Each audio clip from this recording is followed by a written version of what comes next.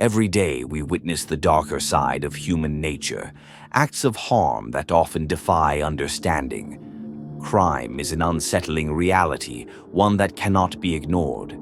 As someone who delves into the world of true crime, my goal is to uncover the most astonishing cases and explore the motives behind them. I'm Sam, and today I bring you another incredible true crime story.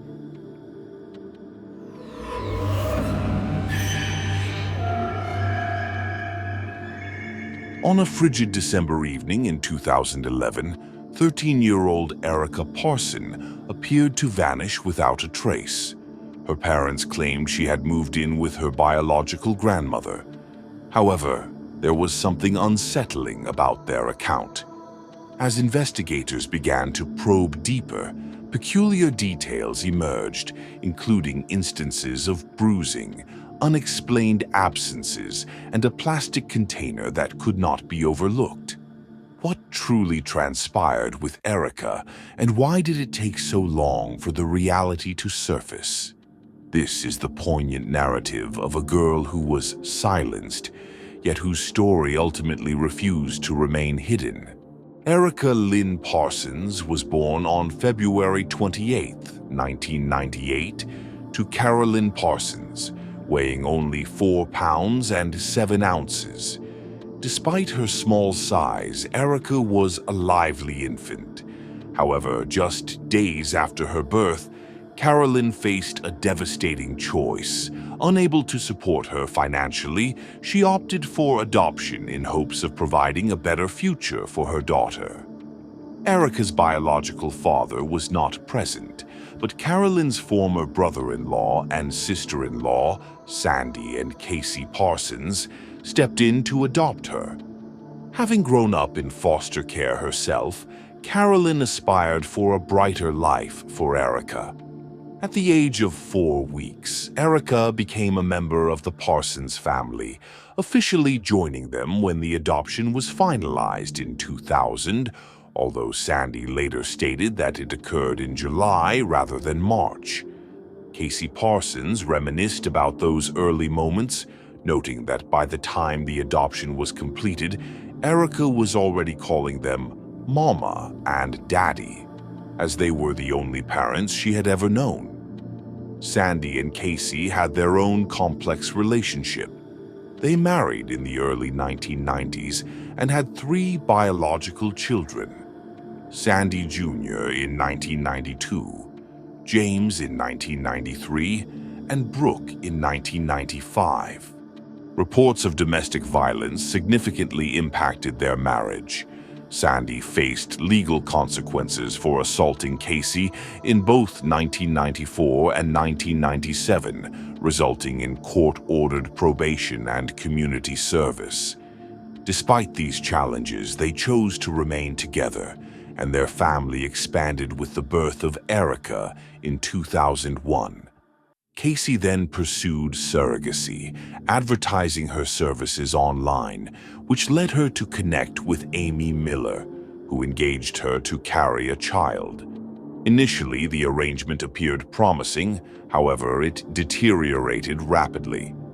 After 6 weeks of pregnancy, Casey informed Amy of a miscarriage, but subsequently ceased all communication. Later, Amy uncovered evidence indicating that Casey had intended to keep the baby and had solicited funds from other potential adoptive parents. Legal threats and an FBI investigation ultimately compelled Casey to surrender the child after birth, raising significant concerns regarding her motivations as a surrogate. Concerns regarding Erica's safety surfaced in 2002 when social services initiated an investigation into allegations of abuse within the Parsons household, which dated back to when Erica was merely 2 years old. These allegations contributed to the increasing apprehension about the treatment of their adopted daughter by the family. The Department of Social Services commenced an inquiry into claims that Erica Parsons had been subjected to physical abuse. A report indicated that Casey Parsons frequently wielded a belt as a means of discipline, resulting in bruises on Erica. The report detailed marks on Erica's buttocks, the back of her legs, and the side of her face. Additionally, it was claimed that Erica sometimes refused to eat and that Casey had expressed to her a lack of love. When questioned by the Department of Social Services, Casey denied the abuse allegations. The investigator noted that Erica did not seem to fear her parents and even sat comfortably on their laps. No visible injuries, such as cuts or bruises, were discovered during the investigation. Erica was observed to be significantly underweight for her age, weighing only 41 pounds at the age of 4. In response to this concern, a safety plan was established. Casey and Sandy Parsons committed to employing non-physical disciplinary techniques such as timeouts and grounding, and pledged to create a safe and stable environment for their children. On March 1, 2003, Casey traveled to Mexico to undergo a medical procedure aimed at reversing her two-ball ligation. Later that year, in August, Erica began attending Boston Elementary School, where staff members described her as a shy yet sweet child who frequently smiled and had a fondness for stickers. One teacher recalled how Erica would brush her bangs aside when feeling anxious and would beam with pride when receiving praise. In January 2004, Casey announced via an online post that she was expecting a child, with a due date set for September of that year. Around this same period, another complaint was lodged with the Department of Social Services, prompting authorities to visit the Parsons residence. This complaint alleged that Erica appeared frail, that Casey no longer wanted her, and that the parents had attempted to give her away. Casey and Sandy refuted the claims of physical punishment, clarifying that they raised their voices instead of resorting to hitting their children. They also reported that Erica experienced gastrointestinal problems, which led her to vomit food she found unpalatable. They denied any allegations of threatening to withhold food or attempting to give her away. During an interview conducted by the Department of Social Services, Erica described her discipline as involving timeouts or the loss of privileges, mentioning that she might receive a spanking for particularly serious misbehavior. Although Erica appeared content and well attached to her adoptive parents, investigators observed her small size and frailty. The Department of Social Services mandated that the Parsons seek medical attention if Erica's eating difficulties continued or if her development showed signs of delay. Nevertheless, neglect was confirmed, as Erica was not receiving the essential medical care she required. She was subsequently placed with an aunt, who noted that Erica was dressed in clothing intended for toddlers and was significantly underweight. While living with her aunt, Erica began to eat, play, and gain weight, and she also revealed that Casey and Sandy had physically disciplined her. The aunt chose not to seek legal custody, and after a period of 8 months, Casey and Sandy regained custody of Erica. In 2004, Erica transferred to a different elementary school, and on August 20th, Casey gave birth to a daughter. By 2005, Casey was pregnant again, but experienced an early miscarriage.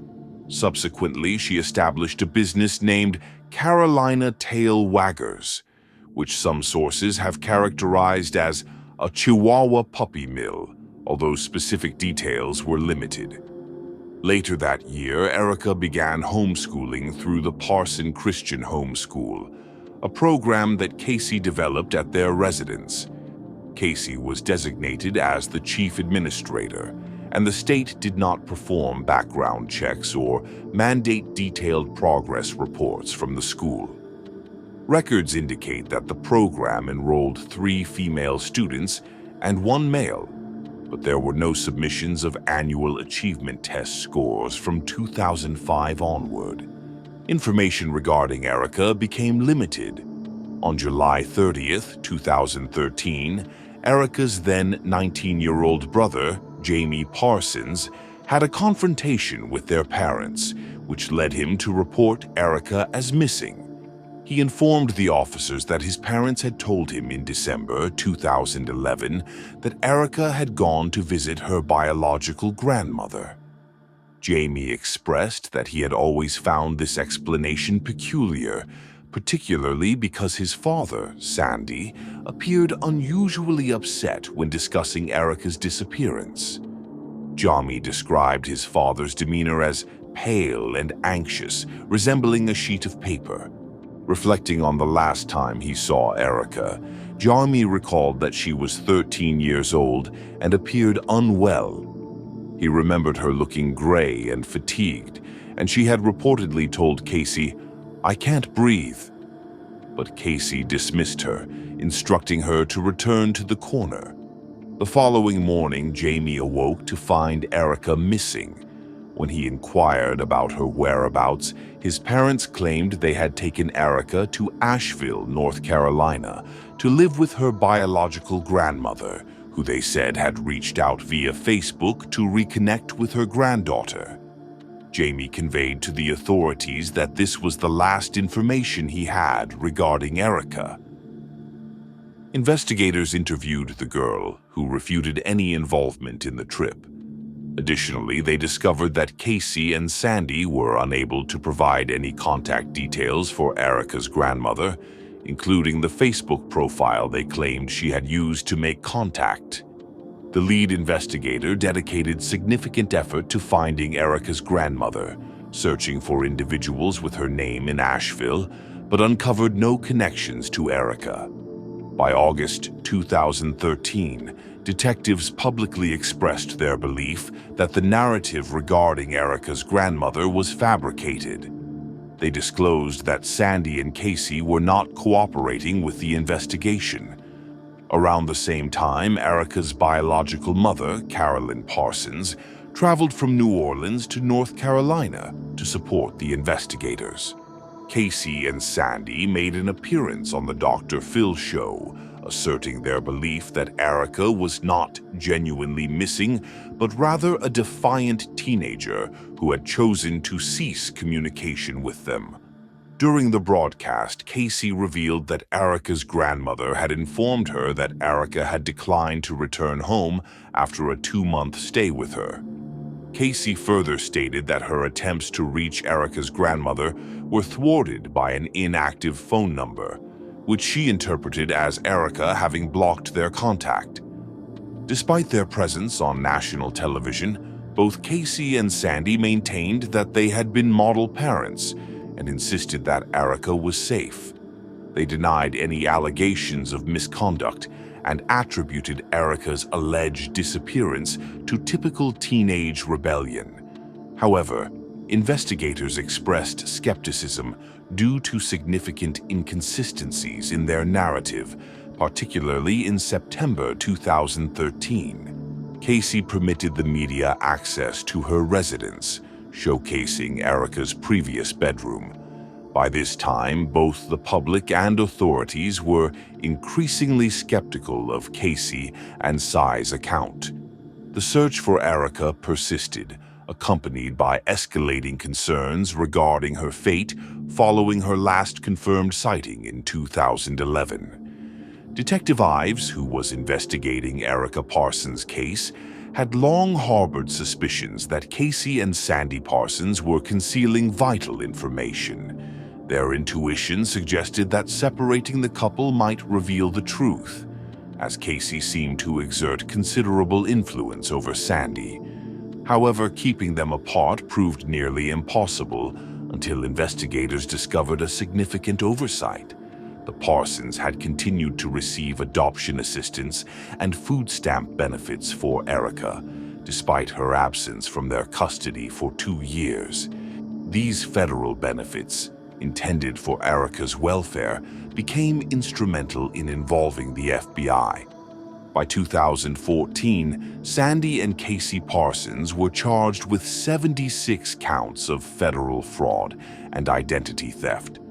The jury dismissed Sy's defense, which claimed that Casey had orchestrated the scheme without his knowledge of the household finances. In March 2015, the couple was sentenced to a total of 18 years in federal prison for their offenses. Despite their convictions, Erica remained missing. However, in 2016, a significant development arose from Sandy Parsons himself. After more than 3 years of fabricating stories, Sandy ultimately confessed. He acknowledged that Erica had passed away 5 years prior at the age of 13. Investigators accompanied Sandy to a rural area in Chesterfield, South Carolina, which was connected to Casey's history. Within moments of their arrival, Sandy indicated the location of the shallow grave where he and Casey had interred Erica. The detectives characterized Sandy's demeanor during the confession as grave and emotional.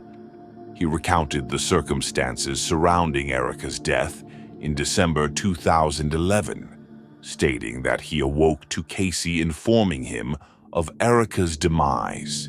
Casey had placed Erica's body in a plastic container where it remained for 2 days while the couple deliberated on their next steps.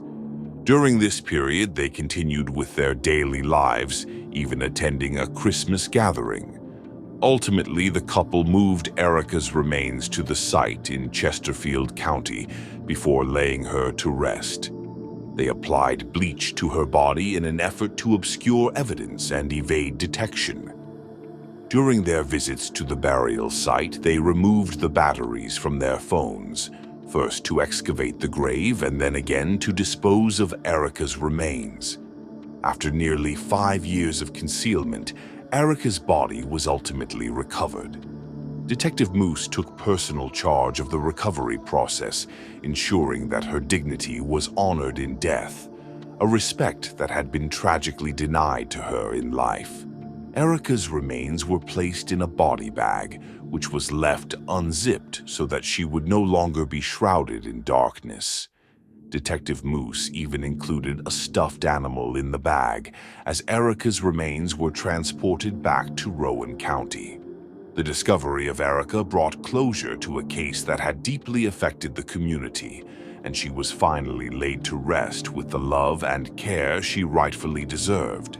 As one investigator remarked, Erica received more affection from the community than she ever experienced from her adoptive family. He was reportedly under the impression that he had reached an agreement with the FBI to lessen his sentence, a claim that investigators later refuted. Both Casey and Sandy continue to serve their sentences for fraud and the murder of Erica. Casey, currently incarcerated in a Florida prison, is set to begin her life sentence for murder in 2024. Sandy, held in New Jersey, is serving a sentence of 33 to 43 years for Erica's death and will be eligible for parole at the age of 82. The motives of the Parsons remain unclear, yet their actions indicate a degree of cruelty and neglect that is difficult to comprehend. Erica was treated as if she were less than human, enduring unimaginable suffering at the hands of those who were meant to protect her. As her community honors her memory and seeks justice, there is hope that policies and systems will be improved to avert such tragedies in the future. Erica, now at peace, will not be forgotten.